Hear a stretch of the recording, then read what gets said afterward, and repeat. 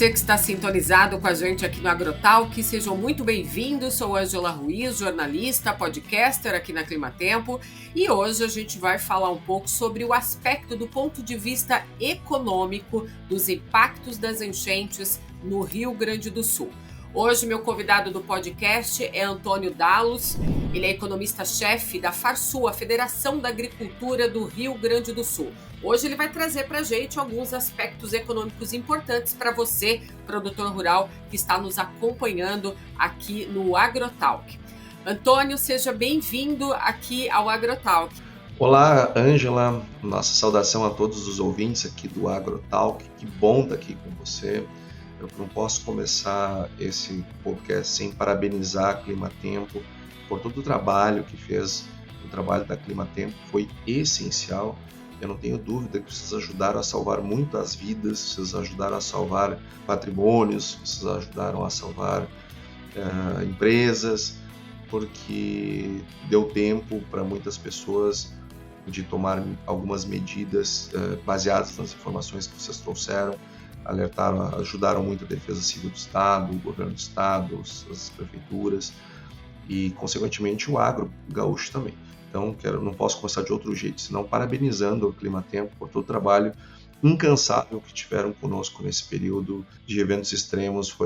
Também foi de trabalho extremo para vocês, né? Vocês ficaram operando para trazer as informações para o povo gaúcho. Exatamente, eu estendo esses seus agradecimentos, viu, Antônia, toda a equipe de operação e de meteorologistas da Climatempo que estão empenhados, né, sempre em levar essa prestação de serviço junto à Defesa Civil Gaúcha, na qual a gente trabalha. Temos uma equipe lá junto com a Defesa Civil, então eu estendo aqui os seus agradecimentos a esses colaboradores, né, operacionais que trabalham 24 horas em turnos aí para levar essa informação, porque prever essas informações, eu falo, é muito importante para a gente salvar vidas, sim. E para a gente esquentar esse podcast aqui, é claro que eu não poderia deixar de trazer você aqui para falar um pouco para a gente do ponto de vista econômico, porque os produtores rurais gaúchos, eles já estão sofrendo há bastante tempo. Se a gente dá um passo para trás, antes dessa enchente, a gente lembrar que a gente teve um período lá atrás de Laninha, onde vários produtores foram atingidos pela seca e tiveram que acionar seguro rural. E aí, depois da Laninha, a gente entrou num período pequeno de neutralidade, veio o El Niño, aí o produtor teve que lidar, né, com este outro fenômeno. Aí aconteceu, né, esse evento extremo climático, essa enchente que assolou mais de 300 municípios gaúchos, e o produtor rural não tinha nem se recuperado dos prejuízos ocasionados pela seca. Nessa última quinta-feira, dia 13 de junho, a NOAA já anunciou no seu relatório que nós estamos num período de neutralidade, com o fim do El Niño. E a probabilidade de Laninha aumentou para 65%, ou seja, nós podemos já ter aí uma visão de que essa Laninha vai já começar a mostrar os seus efeitos lá em outubro, novembro, no início da nova safra 24-25. Então, nós temos aqui muitas informações para a gente pontuar aqui, trazendo um pouco dessa visão do ponto de vista econômico. Eu queria começar, então, falando sobre a pesquisa que vocês da Farsul realizaram sobre os impactos econômicos das enchentes que assolaram o estado do Rio Grande do Sul. O que esses resultados da pesquisa mostraram para vocês, Antônio? Ângela, antes de entrarmos na pesquisa, eu queria compartilhar com você e com toda a audiência uma visão sobre esses eventos que nós temos passado aqui. Nós estamos preocupados, evidentemente, com as mudanças climáticas que estão acontecendo no mundo. Nós passamos por um período aqui, tivemos esse Laninha que foi muito duradouro, foi 2020, nos deixou uma estiagem, não tão grande, mas teve estiagem. Depois 21, mesmo com Laninha, tivemos a nossa safra recorde, e depois 22 e 23 tivemos duas safras horríveis, sendo 22 pior do que 23. E agora 24, né? Parece um deboche até, né? Mas parece toda a água que faltou nesses últimos 2 anos caiu acumulada. E caiu acumulada na primavera, quando nós estávamos plantando, então nós tivemos muitas dificuldades de plantio, e chegou na hora de colher, foi isso tudo aí que o Brasil acompanhou. Então nós já tivemos enchentes na primavera, setembro e novembro, e depois nós tivemos essa devastadora em maio. Em janeiro, nós já conseguimos ter um bom panorama das perdas econômicas que nós vamos ter, inclusive no PIB. Bem no início do ano a gente já consegue ter. Agora, enchente é diferente, porque na estiagem eu perco o produto. Agora, na enchente eu perco o produto e perco, em muitos casos, a estrutura de se produzir. Então, é uma forma diferente. E então, nós fizemos uma pesquisa com um grupo de produtores grandes, nós estamos falando de centenas de produtores que responderam à nossa pesquisa, foi feito junto, quem coordenou a pesquisa, tecnicamente fomos nós, mas quem aplicou a pesquisa, quem se engajou, que movimentou todo o pessoal, foi as meninas lá do Agro Delas, que é um movimento de mulheres do agro, que fazem um trabalho muito incrível aqui no estado do Rio Grande do Sul e em outros lugares do Brasil, e que passaram então um formulário para os produtores preencherem, e nós observamos que, em primeiro lugar, 46% do público afetado ele é do Pronamp, são os médios. Os médios produtores foram os mais afetados. E eu tenho Pronaf e demais produtores numa proporção bem parecida. Eu tenho 46% Pronamp e 26% Pronaf e 27% demais produtores. O fato é que os médios produtores foram aqueles mais afetados, e nós, perguntando para eles qual tinha sido a perda, né, e observamos que, em média, cada produtor teve um prejuízo de R$ 1.391. É bastante coisa, né? A soja foi bastante afetada, foi a mais afetada, até porque a maior área plantada, então naturalmente ela é a mais afetada dentre os grãos. Depois, na pecuária, nós vamos ter um impacto também bastante significativo, começando com suínos e aves, que é aquele que teve o impacto primeiro. Afinal de contas, Ângela, nós tivemos ali no Vale do Taquari, que é uma região muito importante para a produção de suínos e aves, e não só a produção industrial, mas a produção agro, a produção onde estão lá os aviários, onde estão lá as estruturas de produção de suínos, de toda a cadeia, né? E está também no Vale do Taquari uma concentrada boa parte da nossa indústria de ração, justamente e estrategicamente posicionada para atender esses mercados. Então nós tivemos ali no Vale do Taquari, que inundou muito, propriedades que foram varridas do mapa, indústrias que foram fortemente afetadas, indústrias de abate, indústrias de ração que foram afetadas. Então, nós tivemos um choque muito grande nos suínos e nas aves que se percebe de cara. Agora, a bovinocultura, os estragos nós vamos ver lá em 25, porque agora estamos com problemas muito grandes de formação de pastagens de inverno. Nós possivelmente não conseguiremos ter os níveis de lotação que nós estamos habituados para a época do ano, o que pode gerar uma menor produção de quilos ou de toneladas de carne para ir para o abate, e fazendo com que nós tenhamos uma menor produção, mas não apenas em 24. Em 24, nós deveríamos ver menores índices de nascimento, menores índices de assinalação, e lá em 25 nós vemos um menor índice de abate, efetivamente, por força de uma menor oferta. Ou seja, eu quero dizer com isso que temos impactos que são imediatos, e que, como é o caso de suínos e aves, mas nós temos outros que são mais duradouros. Assim como as fazendas que tiveram perdas de grãos, aquelas que foram varridas do mapa, que perdeu máquina, que perdeu estrada, que perdeu galpão, que perdeu tudo, essas vão levar anos para se recuperar. Agora tem outras que não foram varridas, que não teve a enchente passando por ali, mas choveu 600 milímetros quando o cara, no mês que ele se preparava para colher. Então, que condições nós teremos de produto que qualidade nós vamos oferecer para o mercado, que produtividade esses produtores vão ter nas suas lavouras. Então, é uma situação bastante complicada.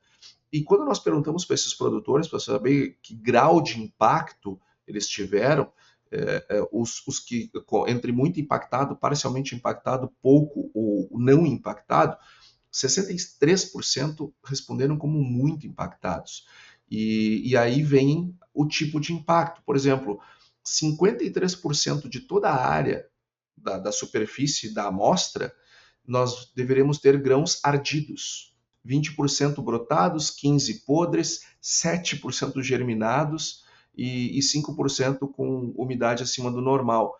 Nós temos não só a perda da enxurrada, mas também a perda da qualidade. E nós perguntamos também sobre o endividamento desses produtores, porque afinal de contas, eles vêm de 2 estiagens consecutivas e perguntamos para eles sobre o perfil, o quanto é se ele está endividado com investimento, se é comercialização, se é o arrendamento, se é o custeio, e 59% respondeu todos. E depois nós temos o custeio, com 27%, e depois o investimento, com 9,7%. E estes produtores, então, eles vêm de um nível de endividamento já importante das safras anteriores, por conta das estiagens, e que precisam, evidentemente, agora com esse evento, um mecanismo que eles possam parcelar. Nós não temos a menor dúvida da capacidade produtiva e de recuperação do Estado. Só que é uma questão de análise financeira. Se eu tenho lá meu passivo circulante, né, que é as minhas contas todas que vencem no intervalo de um ano, né, que é o meu passivo de curto prazo. Para enfrentar um passivo de curto prazo, eu preciso ter um ativo circulante também robusto. Se eu perco produção, eu tenho menos estoques e menos receita imediata. Logo, meu ativo circulante não dá conta do passivo circulante. Como é que eu resolvo isso financeiramente? Tirando passivo circulante e botando no não circulante, que é alongando aquele passivo, fazendo que os produtores tenham várias safras para poder pagar aquela dívida. Então, nós não temos dúvidas da intenção dos produtores de pagar, não temos dúvida da intenção dos produtores de vir para a safra 25 com muita força, mas é importante, Ângela, que tenha um mecanismo que permita o alongamento para que aquele compromisso que ele só tem a safra 24 para pagar, nós possamos pagar com mais de uma safra. As perdas, né, Antônio, elas não ficam só para os grandes produtores, né? Os médios e os pequenos também foram bastante afetados. Como que está essa relação desses produtores? Porque eu imagino que eles devam estar agora olhando para dentro da sua própria casa e buscando informações para que ele possa entrar nesse segundo semestre, olhando para a safra 24-25, com mais otimismo. Então, assim, eu imagino que ele deva estar solicitando prorrogação dessas operações de crédito. Como que está essa questão aí? Como que a Farsul está lidando com isso e as informações junto ao produtor? Bom, desde que esses eventos aconteceram, nós startamos, nós, obviamente, o presidente startou com a sua diretoria, nós, a casa, né, coordenada pelo presidente Gedeão Pereira, ele abriu 2 flancos, assim, que são muito claros de trabalho. A determinação dele foi a seguinte: a gente precisa atuar primeiro no aparato de salvamento, de ajuda, fazer o nosso papel, ter um olhar para o nosso povo, porque houve um processo de solidariedade muito grande do Brasil, Ângela, para com o Rio Grande do Sul, coisa muito bonita de se ver, inclusive.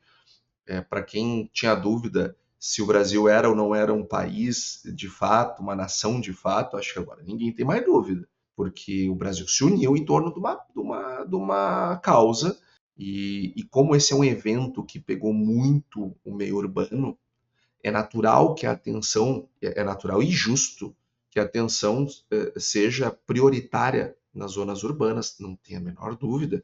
Afinal de contas, o coração do Rio Grande do Sul, que é a região metropolitana, foi absurdamente atingido. É natural que haja esse olhar. Mas também nós temos que entender que tem pessoas em cima de telhado na fazenda. Nós temos que entender que tem produtores rurais que estão numa propriedade que tem um morro que ameaça cair em cima da propriedade dele. Nós temos que entender que tem produtores rurais que tiveram a sua própria casa varrida, galpão, etc. Então, era necessário também que houvesse um olhar nesse sentido. E a Farsul, então, organizada junto com as demais federações, recebeu muitas doações, carretas e mais carretas, de mantimentos para as pessoas e também para os animais, porque o que acontece?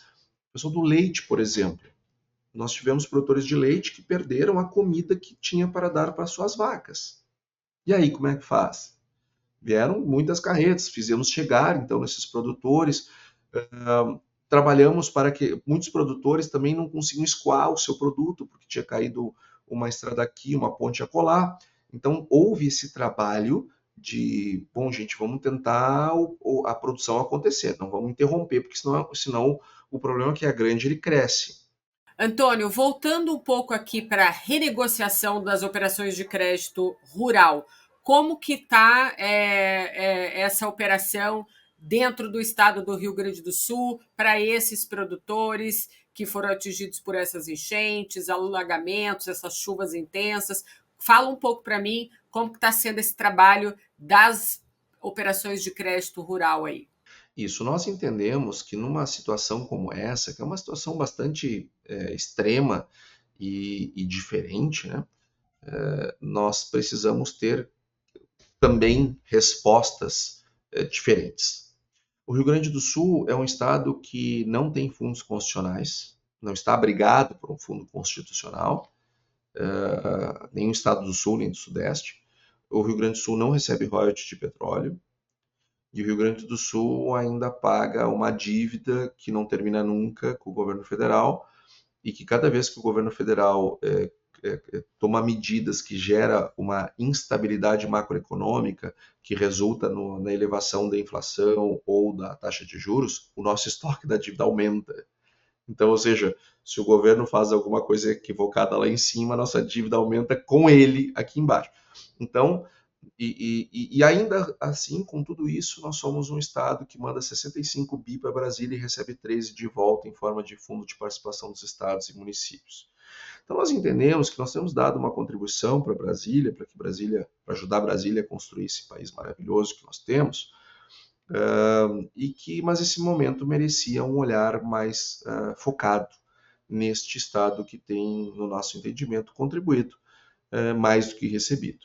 Então, nós olhamos para as renegociações que já aconteceram em âmbitos de estados que têm fundos constitucionais e, a partir daquilo, fizemos uma proposta em linha com o que acontece em outras regiões. Então, nós propusemos 15 anos, 2 anos de carência e um juro de 3% ao ano, que é a inflação.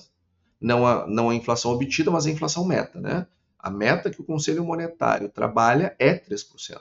Então, nós entendemos que nós temos que trabalhar com a meta. Né? Todo mundo tem que convergir para a meta de modo que ela seja atingida. Então, nós propusemos uma linha de 15 anos, 2 de carência, 3% de juros. Só que não é uma renegociação de dívidas, é acessar uma linha, Angela. Para quê? Para que o produtor tome essa linha e ele pague. Por quê? Se eu faço uma linha só para o recurso controlado, eu só renegocio o controlado, está aí o livre. Se eu fizer uma coisa só dentro do banco, joia, eu resolvo o problema no banco. Tá, mas e a cooperativa? E a revenda de insumo? E a cerealista? Como é que fica? Então a gente propôs uma linha para que o produtor acessasse e ele quitasse os seus passivos e ficasse com uma única conta para pagar de longo prazo, que seria esta linha, e manteria a adimplência com todos os demais credores, ficaria todo mundo pago. Importante que todo mundo receba, faz parte também do processo de reconstrução. Mas essa resposta ainda não veio. Não, ela não veio ainda. O MDA sinalizou com uma linha para a Pronaf, para a Pronamp, uma linha que serve na casa de 8 anos, 10 anos, depende se é Pronaf ou se é Pronamp, sinalizou um juro até menor, mas com prazo menor. O que nós entendemos com muita tranquilidade, Ângela, porque se você quer mais prazo, você vai ter que abrir mão de juros. Se você quer ter juros mais baixos, tem que abrir mão de prazo. O governo entendeu dar menor prazo, mas um juro menor não serve. Tá bom, tá bom. Só que ela precisa funcionar. Neste momento, nós estamos vendo algumas dificuldades de funcionamento, mas que fazem parte do processo e a gente aposta numa melhoria daqui para frente. Ou seja, então já tem produtor acionando essa linha de crédito que o MDA propôs, é isso? Nós estamos vendo os produtores buscarem a linha, mas com alguma Uhum. dificuldade de materialização da operação neste momento. Muitos agentes financeiros têm reportado, até hoje, no dia que nós gravamos esse podcast pela manhã, eu tive uma reunião com os produtores de leite e que eles me reportavam que estão indo nas agências bancárias e das suas cooperativas de crédito, que têm respondido a eles, que estão cientes da existência da linha, mas pela imprensa, pelas redes sociais, mas que ainda não chegou nenhuma normativa interna determinando que os gerentes façam a devida operação. Então, mas os parcelamentos, as contas estão prorrogadas. Eu não posso dizer que o governo não está fazendo nada. Não, não, tudo bem, pode ainda não estar azeitada essa parte, mas as contas estão prorrogadas. Então vamos ter um pouquinho mais de paciência. O que nós estamos mais preocupados é com os demais produtores, porque esses não tiveram sequer o anúncio. O Pronaf e o Pronamp tem um anúncio. O pessoal está se queixando um pouco que ainda não conseguiu operacionalizar. Tudo bem, mas tem um anúncio. Nós acreditamos que vai acontecer. Agora, os demais produtores, Uhum. aqueles que têm no mapa o ponto de interlocução, nós não tivemos anúncio algum. Então, isso está gerando um pouco mais de ansiedade. E a gente tem que lembrar aqui que os produtores já têm, alguns deles já têm dívidas renegociadas relativas ao período de seca e estiagem que se deu na época do Laninha passado, né? Então, assim, se a gente pensar que esse produtor que foi afetado pela estiagem e também agora foi afetado pela enchente, então é uma outra dívida que ele vai ter que renegociar. É. Então, por isto a necessidade da linha. Sim, você matou, Ângelo. O que acontece? Eu tenho uma estiagem, né? Eu vou lá e passo para o ano seguinte. Aquilo vai gerando uma bola de neve. Que se eu tenho uma safra boa, eu pago e vou embora, como aconteceu no passado, 1000 vezes. Só que dessa vez é diferente. Nós viemos de 2 estiagens e uma enchente. Então, é muito difícil para muitos produtores se recuperarem. E sabe, Ângela, que está acontecendo um fenômeno. Muitas pessoas, e aí eu vou primeiro falar no meio urbano, depois eu chego no rural. Muitas pessoas que tiveram sua casa devastada, elas precisam reconstruir suas casas. Aí, a maior parte das pessoas, em qualquer lugar, trabalha próxima. Então, se o meu bairro foi invadido pelas águas, a minha casa foi, é bem provável que a empresa que eu trabalho também tenha sido. Então, imagina essas pessoas chegando lá no seu estabelecimento de trabalho e encontrando uma cena tão dramática como enxergaram na sua casa.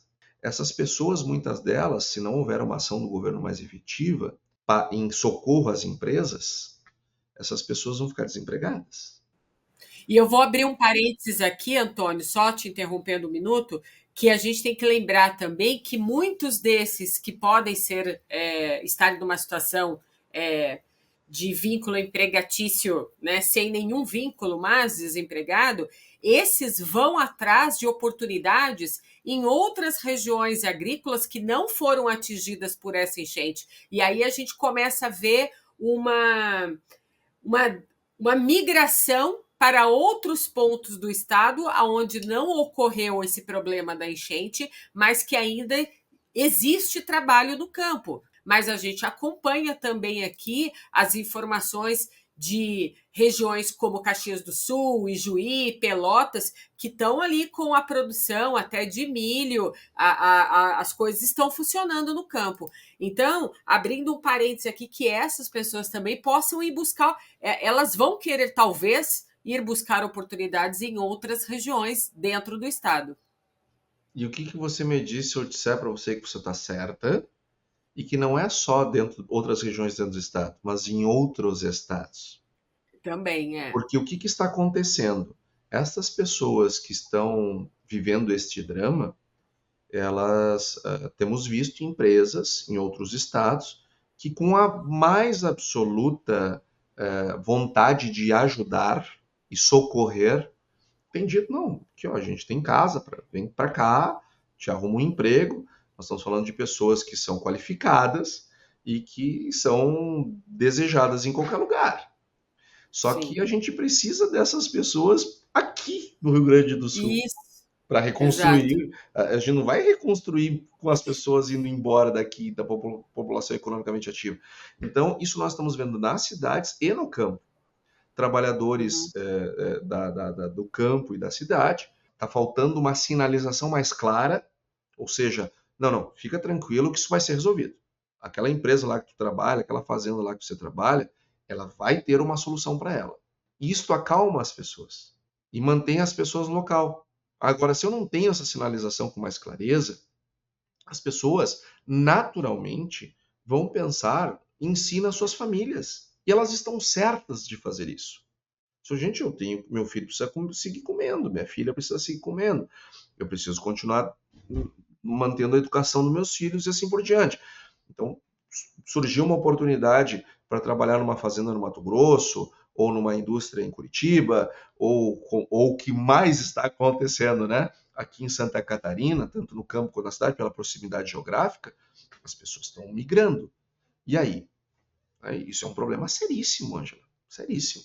Todos esses ajustes aí do ponto de vista econômico, né, Antônio, nesse momento agora, vocês, junto aí aos outros órgãos, estão debruçados, atentos a essa parte econômica. Sem dúvida. Agora a cobrança nessa área ela aumenta porque esse assunto entra mais forte na agenda. Porque, afinal de contas, num primeiro momento, um dos eixos que a Farsul atuou, que é o de ajudar imediatamente e socorrer efetivamente as pessoas, ela já está parcialmente concluída. É verdade que a parte do Senar, que é um trabalho maravilhoso, que estamos de reconstrução, vai longe. Só que agora as águas elas já baixaram, as pessoas já tomaram o choque, as pessoas já estão saindo daquela fase de estar catatônica, né? Sim. Observando um quadro muito difícil de olhar e começam agora a desenhar o seu dia de amanhã. Vocês estão tudo bem. Dado que entendi, aceitei, aconteceu isso. Sim. Tá, e agora? Agora eu preciso do financeiro. Agora eu preciso do econômico. E nós não esperamos esse dia chegar. A primeira reunião com o Ministério da Agricultura foi dia 7 de maio. Então, nós estamos, desde lá, cobrando e desenhando e trabalhando para que haja uma medida nesse sentido. Inclusive, já conversamos com outros ministros, mas nós observamos que agora as pessoas saem daquele estado de choque e esperam uma solução mais rápida para os seus problemas, e isso tem impressionado muito a gente e o governo, evidentemente, nesse outro eixo que é evidentemente, tá, e aí, o que a gente vai fazer?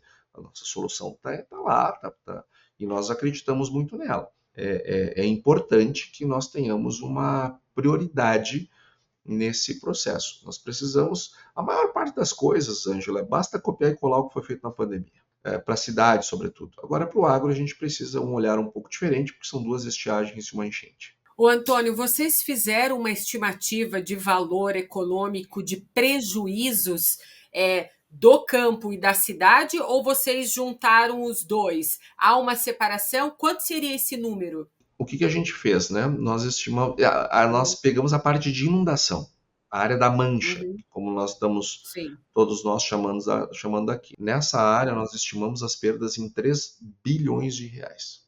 As perdas fora da mancha, elas ainda estão sendo mensuradas, porque, por incrível que pareça, tem produtor ainda colhendo o que sobrou, né?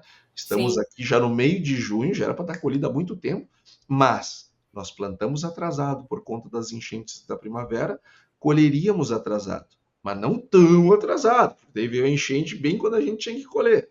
Então, ainda há um espaço, né, para termos a realidade da máquina dizendo qual é o tamanho da perda. Agora, as perdas gerais do Estado, nós estimamos, junto com as outras federações empresariais, da indústria e do comércio, nós estimamos em 40 bi. 40 bilhões deve ser a perda em termos de PIB que o Estado do Rio Grande do Sul deve ter nesse ano, que dá mais ou menos uns 8 pontos percentuais do PIB.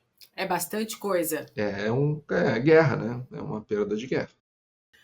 Bem, Antônio, eu queria ficar aqui mais tempo batendo esse papo com você, Eu mas também. a gente já está aqui, chegou ao final desse podcast. Eu queria agradecer muito a sua participação, trazendo esses esclarecimentos aqui a esses produtores, colaboradores do Mundo Agro que tanto acessam o podcast Agrotalk para buscar conhecimento e informação.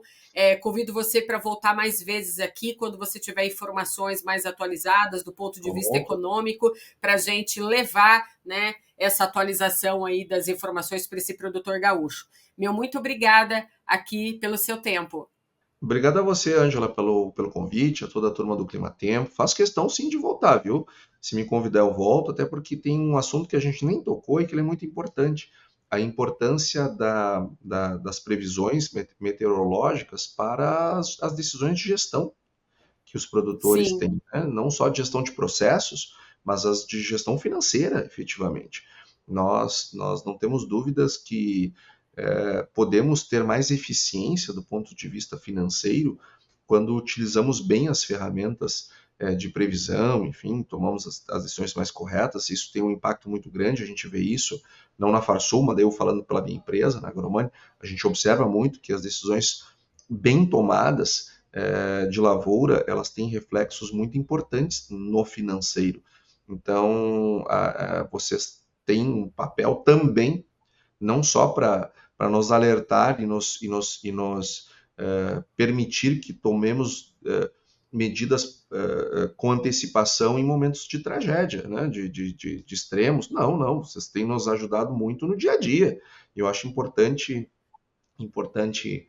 termos essa conversa, acho importante as pessoas terem a consciência da importância do uso da informação para a tomada de decisão. Informação econômica, informação meteorológica são necessárias para o resultado na última linha lá do demonstrativo de resultado do exercício de uma fazenda. com certeza. A gente fala aqui na Climatempo que a gente trabalha com dois braços, né? O braço do monitoramento do clima junto à Defesa Civil, alertando as pessoas, né, em eventos extremos, na previsão do tempo do dia a dia e também em relação a esses eventos extremos climáticos que cada vez mais estão ficando frequentes. E a gente tem o lado aqui da Climatempo Consultoria, que a gente, é claro, fornece essa gestão desses dados para que o produtor rural e o pessoal do financeiro e econômico também utilizem esses dados a favor de um melhor planejamento e gestão. Tendo visto que a gente vai ter aí agora um planejamento para a nova safra 24-25, muitos produtores agora em julho e agosto vão começar a procurar, né, a semente adequada para a sua safra 24-25, né, os seus insumos.